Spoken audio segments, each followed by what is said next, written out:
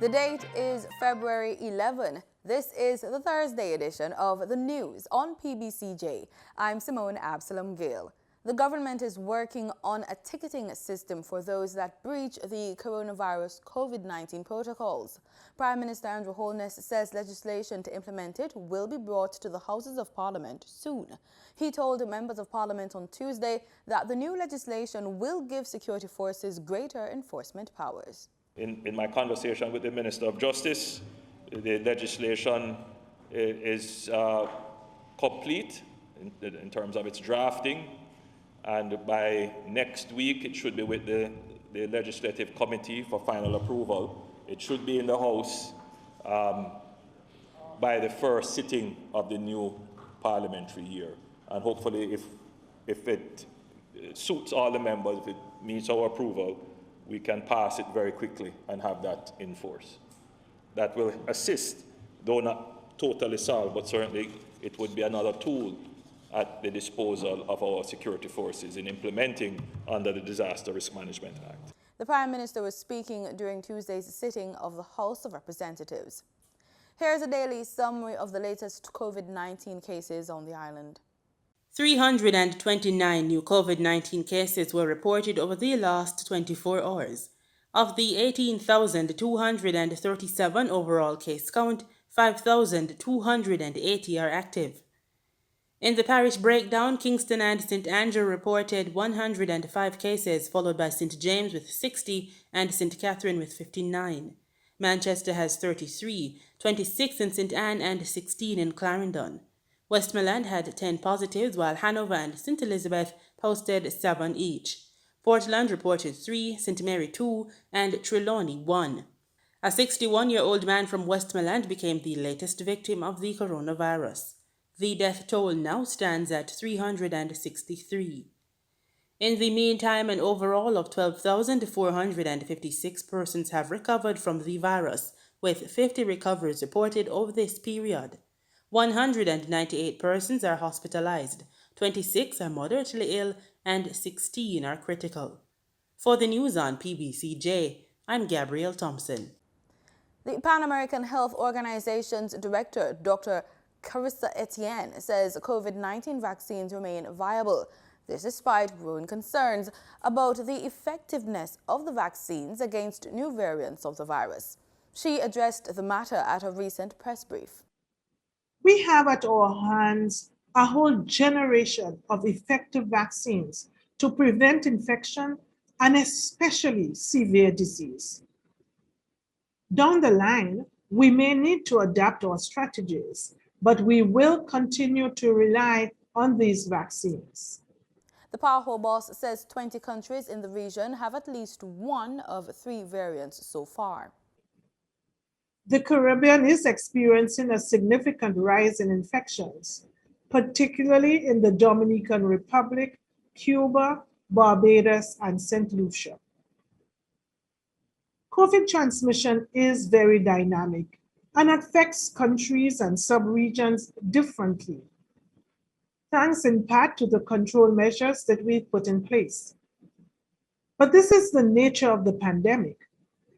Transmission increases every time we let our guard down and disregard preventive measures that have been proven to limit the spread of this virus.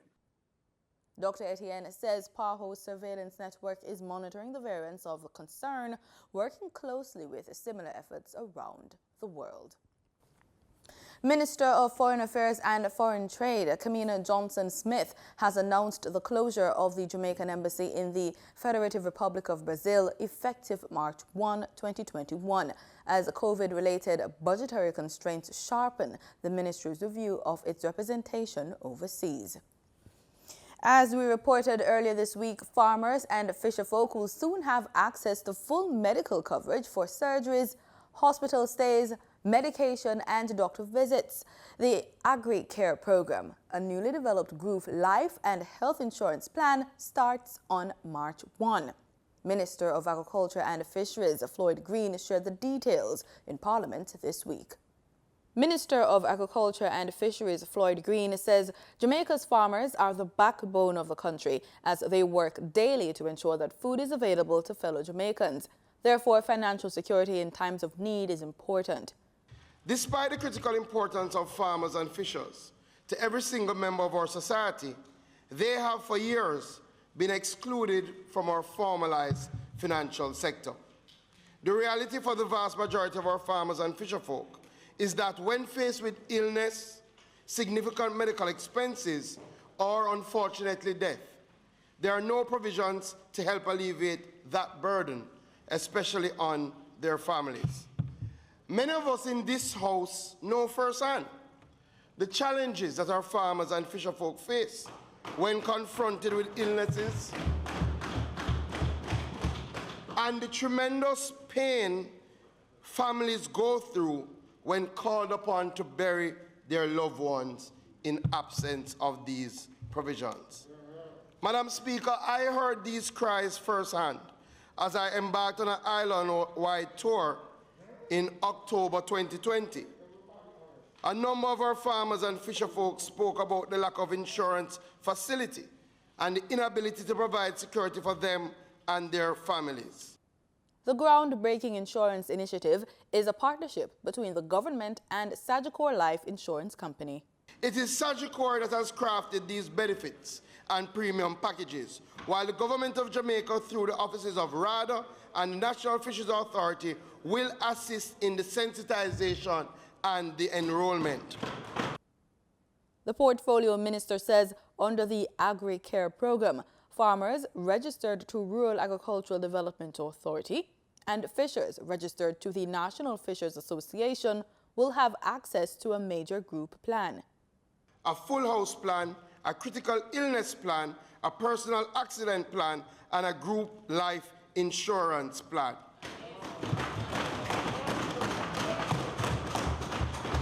Importantly, Madam Speaker, dependents of farmers and fishers are also eligible for this program.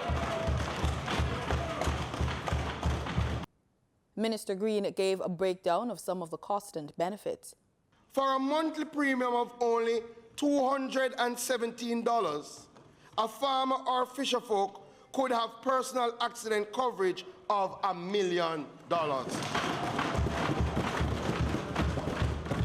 A critical illness bundle has a coverage of $500,000 with a monthly premium of just $284.10. Or for up to $965.95, you can get $1 million coverage on a group life insurance plan. That is for less than $1,000 a month. Farmers and fisherfolk can get $1 million coverage inclusive of GCT. The minister says the program will begin March 1 with an open enrollment period where eligible persons can sign up without medical evidence. 2020 was a tough year for fishers. First, there was a pandemic and the restrictions that it precipitated. And then there were heavy rains in October and November that also dampened the sector. Productivity fell as input costs increased. In response, Portfolio Minister Floyd Green went to Parliament also in November and touted a relief package to help fishers recover even as the industry braced for a $23 million loss. Some 4,740 persons from 137 fishing communities were to be issued with grants totaling $67 million. The minister said approximately $30 million were to be distributed through members of Parliament who have fishing communities within their constituencies. Our news team recently visited the fisherfolk in Yala, St. Thomas, as well as in Port Royal to see how they are faring. Marlon Samuels has that report. Whether it's escovitched, brown stew or steamed, Jamaicans enjoy a good palate of fish. The national palate is never satisfied and fisherfolk are constantly at work on the seas, hustling to feed themselves, their families and the nation. The work is hard and fraught with dangers. The COVID-19 pandemic, however, has added another dynamic of challenges. We visited fisherfolk in Yalas, St. Thomas to see how they are coping. Starting out, things kind of a little rough with it still, but we are cope because the fish are so bright and the season for the fish right now. Right now, you have to make up for the season right now. And fishermen just barely can't find any gas and any food right now. So we have to go and juggle through the time.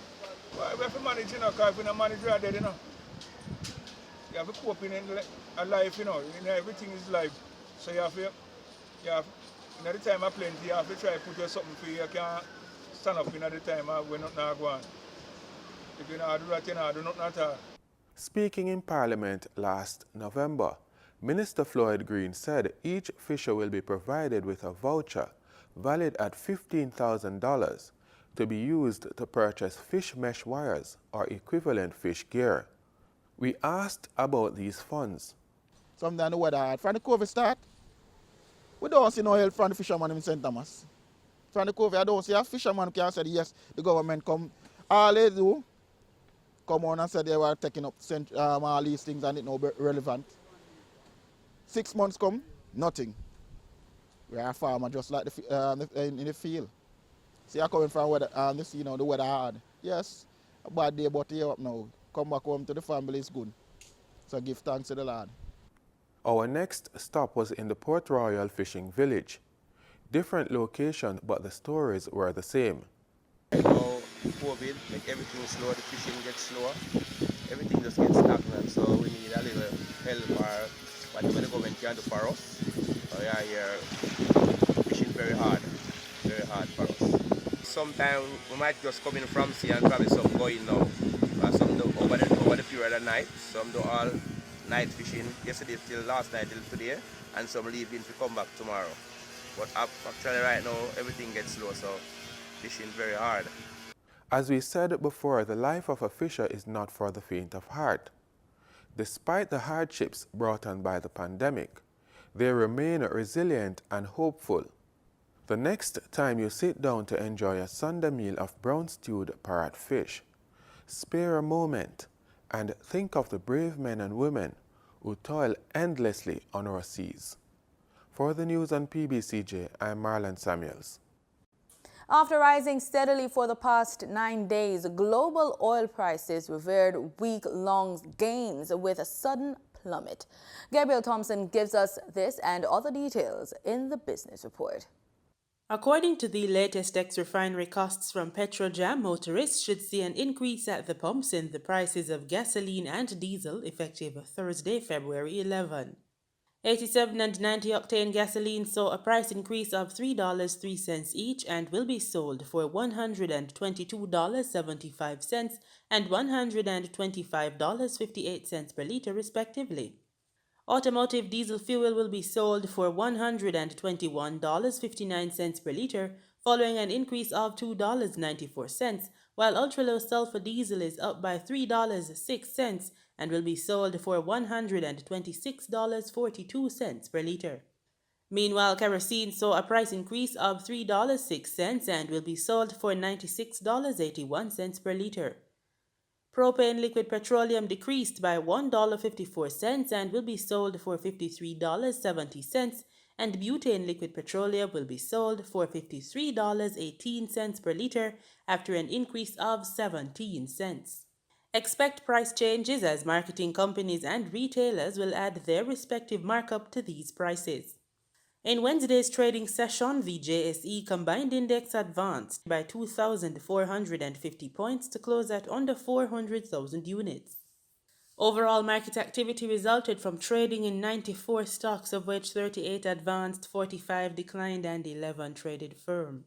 The Junior Market Index declined by 20 points to close at under 3,000 units. Stocks advanced for Access Financial Services, CAC 2000 Limited, and Caribbean Cement Company Limited. Stocks declined for 138 Student Living Jamaica, 1834 Investments Limited, and AMG Packaging and Paper Company. Trading firm were Cargo Handlers Limited, Caribbean Flavors and Fragrances Limited, and Derrimon Trading Company Limited. Pulse Investments Limited was the volume leader with 29.2 million units, followed by Trans Jamaican Highway Limited with 3.7 million units and Wigton Wind Farm Limited ordinary shares with 3.4 million units. Now for the foreign exchange. The US dollar on Wednesday, February 10 ended trading at $150.18. The Canadian dollar sold for an average $118.82. The pound sterling traded for $206.13, and the euro ended trading at $184.90. Oil prices fell on Thursday, pairing recent gains as renewed lockdowns and the emergence of new coronavirus variants weighed on the prospects for a swift demand recovery. The Brent benchmark had risen in the previous 9 sessions, its longest sustained period of gains since January 2019. The International Energy Agency on Thursday said that global oil supply is still outstripping demand because of COVID-19 lockdowns and the spread of virus variants.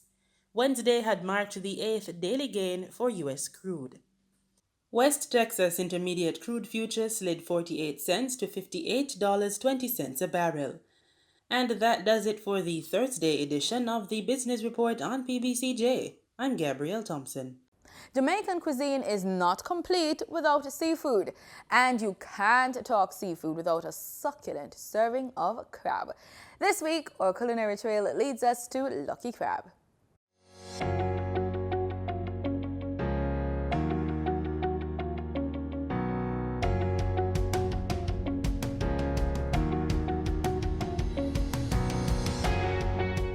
Hi, my name is Karen, manager for Lucky Crab Seafood, home of the Lucky Bucket.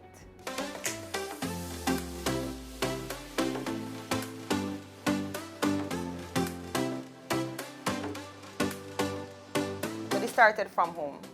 Basically, we would get crabs and crayfish and corn and mix it together. And then the idea just came about. We decided, okay, what else can we add to this and make it into something? And then when we started the restaurant we started a restaurant without the seafood bucket. Would you believe that? Then we eventually went into seafood. So we started out with the seafood boil, and then we decided, okay, how can we serve this and make it fun and exciting? And we were out shopping for a container, something different, because we didn't want to put it in a plate. And we didn't want to put it in a plastic bag either. I mean, who wants to eat out of a plastic bag, right? So we went shopping, and we saw some small buckets. And we're like, okay, let's try this. And that's how it came. So we served a seafood boil in a bucket, and we called it the Lucky Bucket. We were only offering the bucket on Wednesdays only, and one of our hashtags was Get Lucky. So on Wednesdays, when you purchased a Lucky Bucket, like, customers had the opportunity to win a prize. Something small, maybe a discount off the bill, an extra crab, an extra crayfish, something. So that was the whole idea around it being a lucky bucket. The crabs that we have in Jamaica, they're smaller crabs. So the blue crabs, they tend to run a little bit smaller. When you look online and overseas, you see those big juicy crabs, well, the snow crabs and stuff like that we don't necessarily have here in Jamaica, but what we do have is the king crab. So we decided to say, okay, you know what, we can't get those ones, so let's work with what we have here in Jamaica. I mean, sometimes they're hard to get, but we try to have our regular supply and we get them in. And I mean, people they love it. They love the king crab because it's a bigger, more juicier version of the smaller crabs. During this period we had to condense our menu, because before we had a lot more offerings. We just wanted something a little bit more simple. When customers come in, they don't have a long time going through perusing a 6-page menu or a 4-page menu. So we just decided to have something, just a one sheet, where we picked like the favorites. So customer favorites throughout the years, we just kind of pick them and what customers gravitate in terms of the whole seafood, the platters and stuff like that. And we just condensed it into a COVID-19 menu. These are items as well that are easily, they're able to be delivered, or customers can come in for takeout. So that's really the concept around the COVID-19 menu. We started out with the garlic butter base sauce for the boil. Customers love that, but as I said, the spiciness is what gets customers coming back, and that's what the commendations that we get is mostly about the spicy sauce.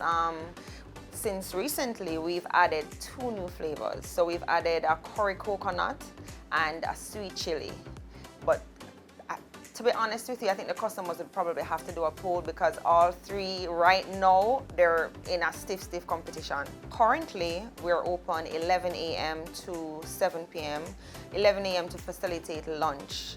So we have lunch specials available now. They're available between 11 and 2. We do wings, we do pastas, we have a pork chops and shrimp. So we try to pair it with some sort of seafood because we find that customers, you come out and you come to a seafood restaurant, you may not necessarily want seafood, but you want to mix it up a bit. So we have a pork chops and shrimp that's available. Our lunch menu is a little bit different though, where we do offer fish. We offer fish. We're now launching a roti. So we want to do a roti with curry seafood mix. So the seafood mix will be lobster, shrimp, fish fillet with sauteed veg, and it's going to be in a curry coconut sauce. Over the years, we've perfected our sauce. We've perfected the process of preparation, and you just can't get it anywhere else. We're the only place that has all the offerings in one dish. Most places you can just get a version of it. But as I said, this is a home, this is where it all began, this is where it started, and we've perfected it over the years and added a few little things as well.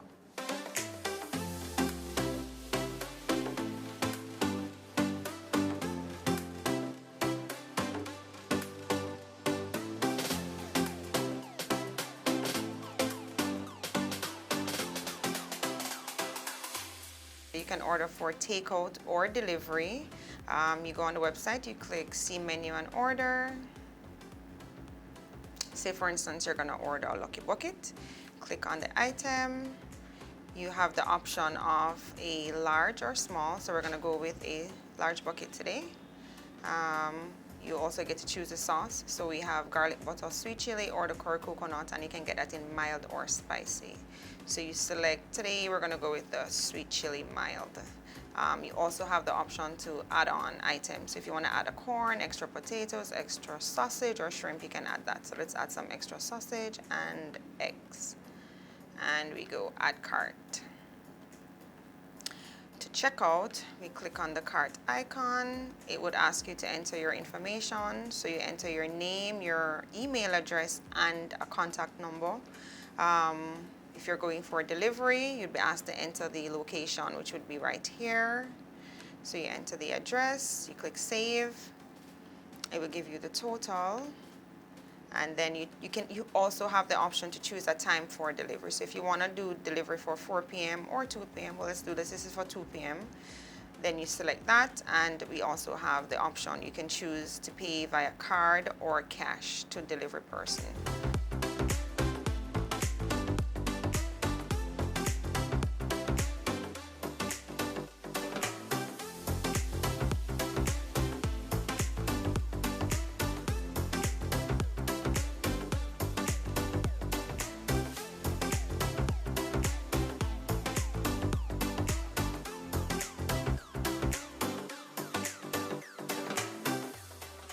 In regional news, we look to St. Lucia. The Ministry of Health has suspended home isolation for COVID-19 patients. Care will now be administered at the state-backed isolation facilities. According to Chief Medical Officer Dr. Sharon Balmar-George, this will allow for a greater degree of vigilance in the management of those cases. Persons with mild forms of the COVID-19 virus will no longer isolate at home. They will instead be placed at repurposed hotel sites effective immediately. The Health Ministry sought to explain the reason behind the change in the model of care. Public health officials say the decision was based on the growing number of cases and protocol breaches. In undertaking routine reviews of the national plan to manage the COVID-19 outbreak, which includes the treatment and care component, the Ministry of Health recognizes the need to adjust this model of care. There has recently been a large number of persons being managed in community. This, combined with the inadequacy of the homes to give the required isolation as well as breaches, has resulted in changes to the care of our confirmed cases. Home isolation is now being transitioned to state-based isolation facilities. Effective immediately, this change now means that mild cases are being placed within hotel sites, and the moderate to severe cases continue to be cared for within the National Respiratory Hospital. Chief Medical Officer Dr. Sharon Belmar George says the move to hotel sites will ensure that COVID-19 patients are cared for more effectively. This allows for a greater degree of vigilance in the management of the milder COVID-19 cases, given home isolation cannot be effectively conducted for some individuals who are in care.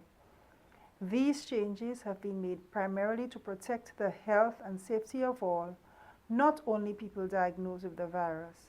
It is expected that this new model will support the efforts to contain the virus and will allow for more focused care being delivered to all our patients as their period of infection is being managed.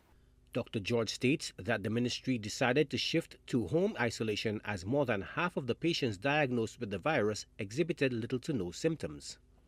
The Ministry of Health and Wellness continues our focused efforts to manage the current surge in COVID-19 cases being diagnosed in St. Lucia. The ministry has used a mixed model of care. This has allowed for the management of mild cases to take place within communities.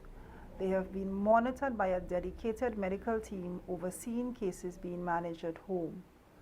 This approach has been taken given that approximately 80% of people diagnosed with the virus experience fairly mild disease. As a result, a large number of our cases remain at home to isolate and receive care until they recover. As of the filing of this news report, there were 712 active COVID-19 cases with 3 patients listed in critical condition. Joachim Duplessis, HTS News Force. With the Guyanese government still offering a few details on the recent terminated agreement with Taiwan to open an office in the country, the Vice President has indicated that the move was never approved by Cabinet. More in this report. During a press conference yesterday, Mr. Jagdeo said the agreement should have never taken place. Although the matter has grabbed international headlines, the Vice President said it is still to be discussed by the Cabinet. The agreement was signed on the 11th of January, but kept a secret until the U.S. government and the local U.S. Embassy revealed the agreement in a press release last week, praising the move. Less than 24 hours after the U.S. government announcement and the Foreign Ministry's acknowledgement of the agreement, the government announced that the agreement was being terminated. That decision followed a meeting between senior government officials and the acting Chinese ambassador to Guyana. China described the agreement as a mistake and called on Guyana to correct it. China sees Taiwan as a breakaway province and has always regarded Taiwan as part of China.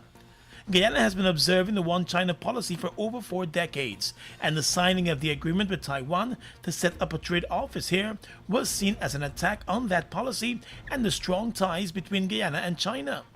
Taiwan is upset that Guyana has cancelled the agreement and claims Guyana's decision was forced by China's bullying tactics. With the Vice President, who was a former president, declaring that the Cabinet never proved a major foreign policy shift in the signing of the agreement, it is unclear who provided the all-clear for the Foreign Minister to move ahead with the agreement. It is also unclear why the government kept it a secret for almost a month.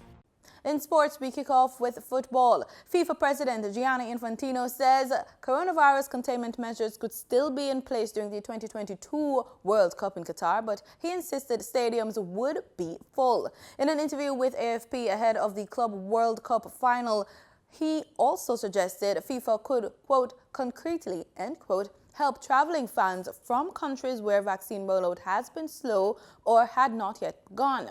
Infantino backed the Qatari hosts, who in recent days have insisted the 2022 spectacle would go ahead with stadiums at 100% capacity, and he raised the prospect of FIFA assisting fans with vaccine requirements. And with that, we call full time on this newscast. Thanks so much for watching.